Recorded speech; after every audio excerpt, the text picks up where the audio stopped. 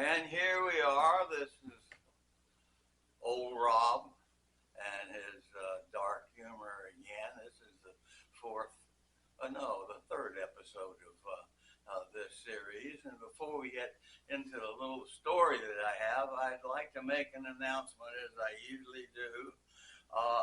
In our work here with jokes, dark jokes, there will be no use of chicken, the word chicken, or light bulb. Now, there are over 200 breeds of chicken in the United States and a lot more elsewhere, and they have been raised under certain conditions, and the sociological conditions are different for each of the breeds, and so there are problems in using those without being socially aware. And so we have decided just not to use the word chicken. Now, with respect to the light bulb, we think they're just worn out. The jokes that are light bulb jokes just don't have it anymore. Until somebody comes along and redoes the whole thing with a new structure, we're going to go with no light bulbs. So there's two groups that we're going to eliminate, I guess, and joke them. I have another group that I would like to eliminate also, and that's grandchildren and great-grandchildren, overeducated and dubious career aspirations. And there's one here right now. Today, I have Leon with us. He's a grandnephew of mine, and he is in charge of a small program right now that he'd like to expand, and he's going to present a little bit of that to us today. So this is Leo. Well, we have reorganized our crew so that we have one of the best crews there is in the country. We have some professionals there. We have some people who have been in the business since before the Civil War, and we rely on them. We have also acquired, as soon as we pay for it all, a excavator that's specially designed for our purpose, and it has an electric motor, so it's very quiet, and it has night vision. So this device can be used at night, and it can excavate for our purposes within less than an hour. We also, of course, have the resources of the family, the lawyers, and the fixers, and we count on them. And we have a excellent refurbisher. I think that's the word we want to use. Materials that we acquire will need refurbishing, and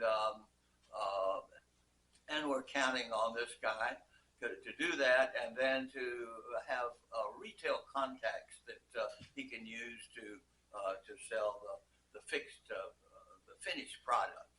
In addition, there's something else that's come up just recently. I read in the New York Times an article about the excision of tattoos from deposed people, of course, not the live ones. And these are mounted then as pieces of art for the family, for loved ones, if they have those, or they might, if they're celebrities, they might be able to sell a celebrity tattoo for good prices. So that we're not into that yet, but it's something that we're looking at. And so these are this is our proposal. These things we would like about $50,000 to acquire the equipment, pay our crew, and get started. And that's my presentation. Well, Leon, we think you're doing fairly well. Keeping on the move, that's one of the main things you didn't mention, that you've got to keep on, your crew's got to be on the move all the time. You'll have the use of our staff of lawyers and fixers. We think the equipment that you're acquiring is good, but under today's conditions, we simply don't think that an expansion of your kind of activity is useful. One, the expenses are higher. We're beginning to get into an inflationary period, and just the expenses of running the machine and paying the labor, and of course, I haven't mentioned this, but every month we pay off the preachers for permission to do whatever they let us do. And so don't forget their obstacles. Now, there is a lot of raw material out there. We have COVID responsible for part of it, and we have the war in Eastern Europe, those kind of things. But still, we've done a cost-benefit analysis, which you should do. And it's determined that this is a no-go right now. Maybe in the future, when inflationary problems are not so big, that will be okay. So I'm afraid we're denying yours. And this business of tattoo excision, that's the craziest damn thing I ever heard of. We won't get into that kind of thing. I might sell them material to use, but other than that, I'm not going to do anything with that. So, well, Uncle Rob, we'll go with that. We'll do the best we can. By the way, the children have requested that they visit their grandma tomorrow. You know that before Grandpa went to prison, he requested that all the children visit, or anybody that wanted to visit, and keep him company. He's lonely where he is in that place. So they would like this visitation. No damn way are the children going to have visitation tomorrow or any other day that I can think of in the future.